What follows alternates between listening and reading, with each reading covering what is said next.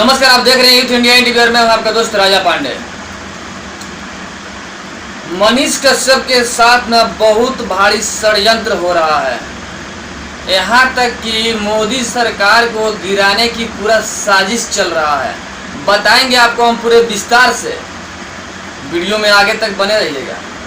इससे पहले अगर अभी तक आपने हमारे चैनल को सब्सक्राइब नहीं किया है तो प्लीज़ लाल बटन दबा के चैनल को सब्सक्राइब कर लीजिए, लाइक कर दीजिए और हाँ, बेल का आइकन को जरूर दबा दीजिएगा ताकि जो भी बड़ा अपडेट हो, न्यूज हो, सबसे पहले आप तक सीधा पहुंच सके। अब बात करते हैं मुद्दे की।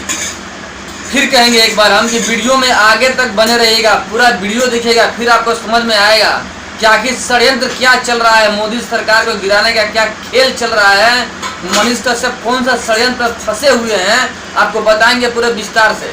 समझने की जरूरत है।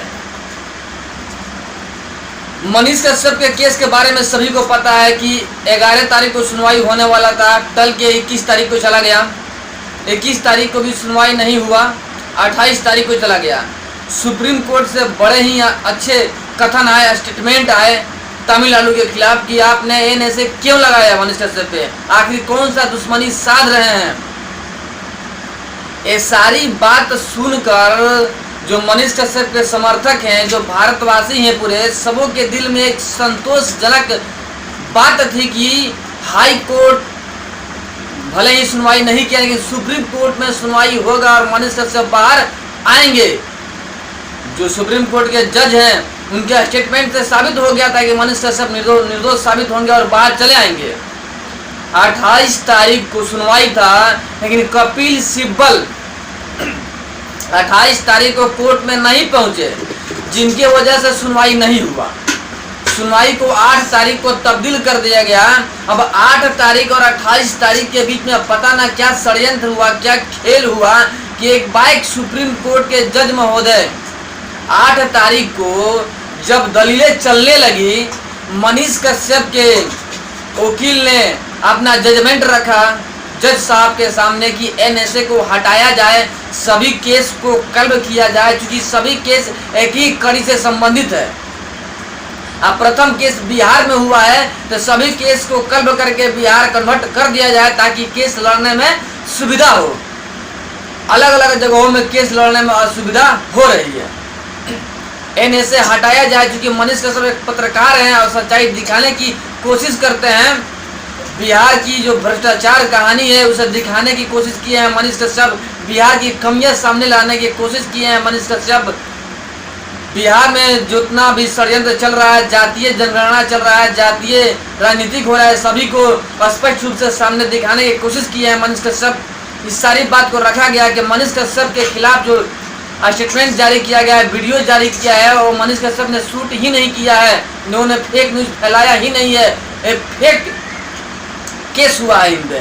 ये सारी दलीलें दिए गए मनीष कश्यप की तरफ से दिए गए सारी दलीलें। लेकिन कपिल सिब्बल जो कि तमिलनाडु के तरफ से थे, जिन्हें कि राहुल गांधी ने हायर किया था, तेजस्वी यादव और नीतीश कुमार के कहने पर राहुल गांधी ने कपिल सिब्बल को हायर किया था। आप सभी को पता है कि कपिल सिब्बल कांग्रेस के दिग्गज नेता हैं। उन्होंने कहा कि मनीष कश्यप एक पत्रकार नहीं है, आदतन अपराधी है, एक नेता है, निर्दलीय चुनाव भी चनपटिया से लड़ चुका है। यानी कपिल सिब्बल बार बार यही साबित करना चाह रहे थे कि मनीष कश्यप कोई पत्रकार नहीं, एक नेता है। फाइनली बिहार का स्टेटमेंट सुनने के बाद से, तमिलनाडु के स्टेटमेंट सुनने के बाद से त्रिकोणीय जब कहानी हो गया, सुप्रीम कोर्ट के जज साहब ने स्पष्ट तरीका से कह दिया कि हम केस की सुनवाई नहीं करेंगे। आप उसी कोर्ट में जाइए जहां से केस की शुरुआत हुई है, यानी मदुरई तमिलनाडु में जाइए और वहीं पे आपका सुनवाई होगा। आर्टिकल 32 के अनुसार सुप्रीम कोर्ट में सुनवाई होना चाहिए था, मगर नहीं हुआ। आर्टिकल 226 के अनुसार अब हाई कोर्ट में होगा। उन्होंने हाई कोर्ट का रास्ता दिखा दिया। अब सोचने वाली बात है कि जैसे ही यह बात सामने आई कि सुप्रीम कोर्ट के जज साहब ने केस सुनने से मनाही कर दिया, एनएसए हटाने से मनाही कर दिया, केस को फिर हाई कोर्ट में कन्वर्ट कर दिया, तभी बहुत भारी एक गेम हुआ। बहुत सारे पत्रकार बहुत सारे पत्रकार जो कि एक गेम खेले और एक अफवाह फैलाया। बताएंगे हम उस पत्रकारों के बारे में, उस न्यूज के बारे में। भारी भारी न्यूज मीडिया, बड़े बड़े जिनके स्तर बहुत बड़े हैं, नेशनल लेवल पे हैं, उन्होंने एक अफवाह फैलाया। जानते हैं अफवाह कौन सा है? कि तमिलनाडु के राज्यपाल, जो सभी को पता है कि राज्यपाल भारत सरकार का असिस्टेंट होता है राज्य में। तमिलनाडु के राज्यपाल ने एनएसए नहीं हटाने की बात कही है। यह बात इन मीडिया वालों ने बताया, जोरों शोरों से फैला।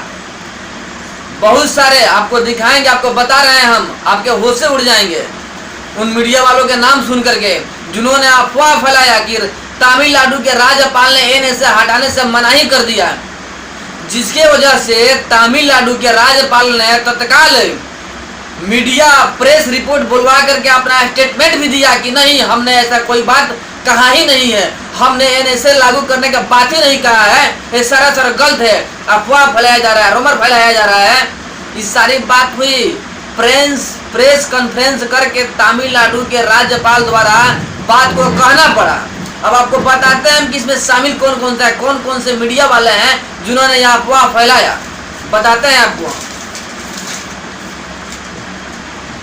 हिंदुस्तान आप सभी को पता है कितना बड़ा है, नव भारत टाइम्स, प्रभात खबर, न्यूज नेशन जो कि बहुत ही बड़ा चैनल है, द बेगूसराय बिहार का एक चैनल है, news 18 Hindi, Bhaskar, DNA India,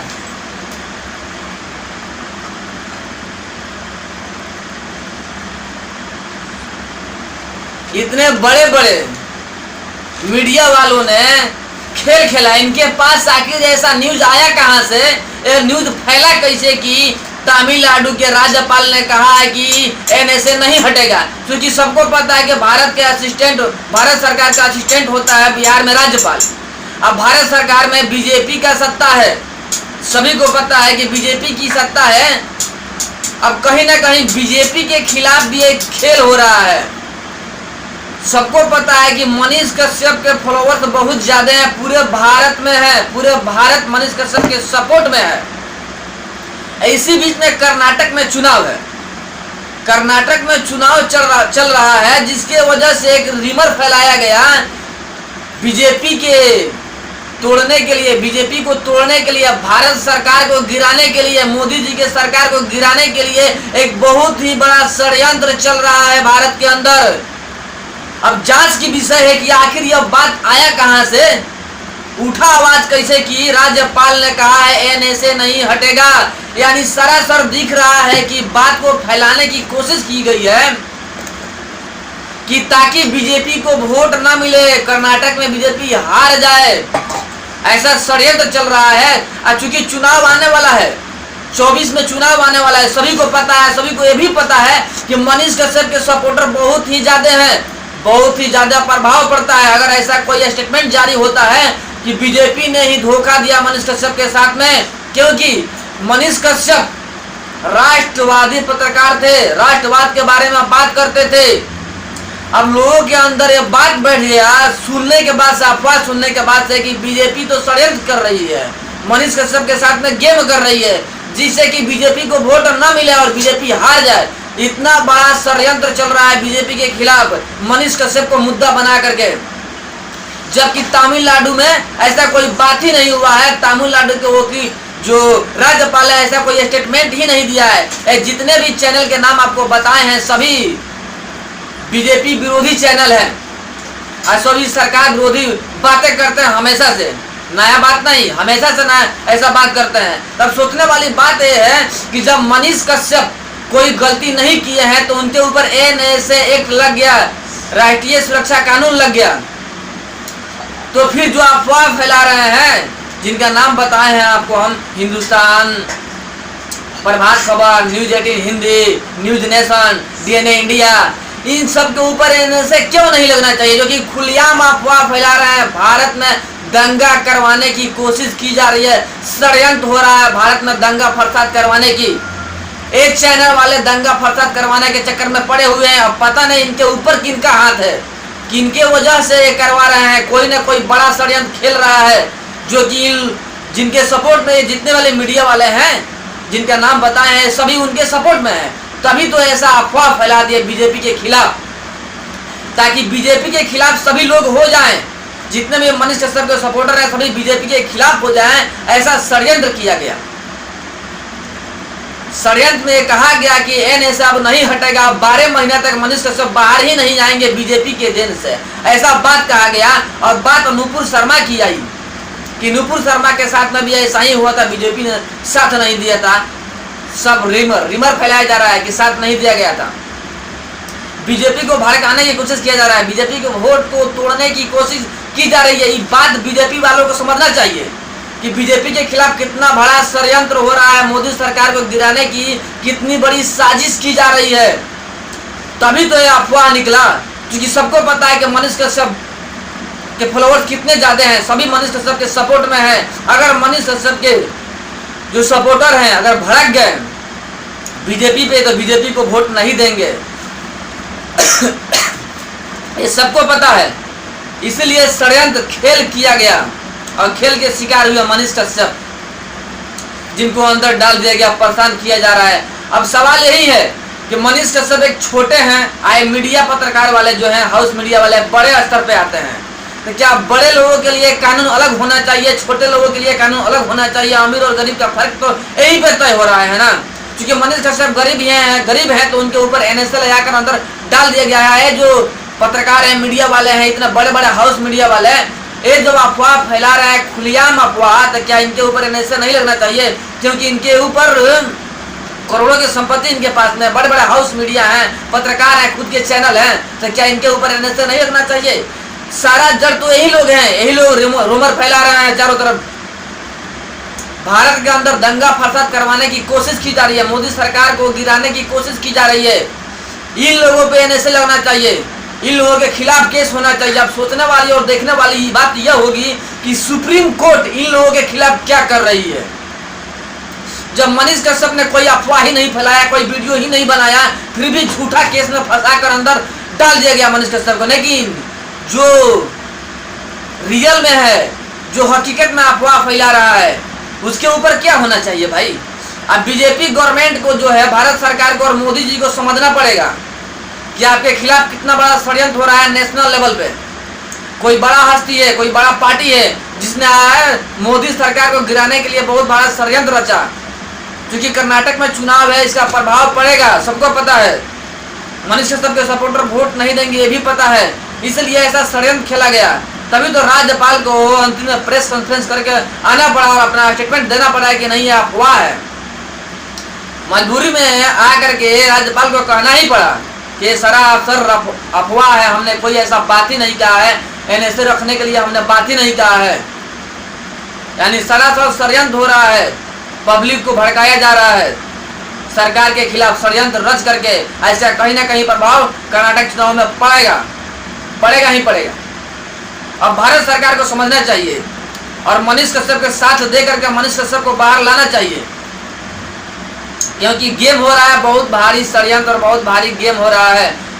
house media वाले तो अंदर बैठे होते हैं, धरातल की न्यूज दिखाते नहीं है, लेकिन यूट्यूबर जो सोशल मीडिया पत्रकार है, इलेक्ट्रॉनिक मीडिया पत्रकार हैं, धरातल पर गांव में दूर दूर जा करके हकीकत दिखाते हैं, पब्लिक के सामने हकीकत परोसते हैं, सरकार की कमियां सामने धरातल पर दिखाते हैं, पहुंचकर कहाँ कितना गड़बड़ काम हो रहा है सभी को धरातल पर दिखाते हैं, पब्लिक के सामने रखते हैं, सभी की सच्चाई पहुंचकर। लेकिन हाउस मीडिया वाले पहुंचते नहीं है, ऐसे ही पैसा लेके किसी पार्टी से, किसी न किसी पार्टी से इन लोगों ने पैसा लिया होगा, तभी तो फेक न्यूज बनाया है, बीजेपी के खिलाफ फेक न्यूज बनाया गया है कि बीजेपी ने धोखा दिया मनीष कश्यप को, बीजेपी के जन से मनीष कश्यप बाहर नहीं निकल रहे हैं। बहुत सारे अफवाह फैल गए, मीडिया में दिखाए जाने लगे, कहीं ना कहीं भड़काया जा रहा है, मोदी सरकार को गिराने की कोशिश किया जा रहा है, सब पता चल गया। अब बीजेपी को चाहिए कि एक कड़ा कदम उठाए इन लोगों के खिलाफ। आज जिन लोगों ने न्यूज दिखाया है, इन सभी पे एनएसए लगना चाहिए, इनके खिलाफ कार्रवाई होनी चाहिए और इनकी जो पत्रकारिता है रद्द कर देनी चाहिए। तब समझ में आएगा कि हकीकत क्या होता है, सत्य क्या होता है। अब सोचने वाली बात है और देखने वाली बात है कि सुप्रीम कोर्ट क्या कर रही है इस सब बातों पे, कहाँ तक सही फैसला करे सुप्रीम कोर्ट। केस होना जरूरी है इन लोगों पे और सुनवाई होना भी जरूरी है। अब सुप्रीम कोर्ट के ऊपर डिपेंड करता है कि सुप्रीम कोर्ट क्या करती है। चेहरा देखकर बात करती है, आखिर जो हकीकत है उस पर बात करती है। फिलहाल तो मनीष कश्यप के साथ में नाइंसाफी हुआ ही, अगर इन लोगों के ऊपर कार्रवाई नहीं होता है तो सरासर नाइंसाफी मनीष कश्यप के साथ में ही हो रहा है। बाकी आप लोग बात तो समझ ही चुके होंगे कि सबसे बड़ा षड्यंत्रकारी कौन है, कौन आखिर फंसा रहा है मनीष कश्यप को और कौन भारत के खिलाफ षड्यंत्र कर रहा है, मोदी सरकार को गिराने का षड्यंत्र कर रहा है। आप लोग समझ ही चुके होंगे कि नेशनल पार्टी आखिर कौन है जो कि षड्यंत्र रच रहा है। बाकी जाते जाते फिर आपसे बोलेंगे हम कि अगर हमारी बात, हमारी जानकारी थोड़ी भी अच्छी लगी हो तो प्लीज़ चैनल को सब्सक्राइब जरूर कर लीजिएगा। फिर आपसे मिलते हैं हम एक बड़े अपडेट के साथ में, तब तक के लिए जय हिंद।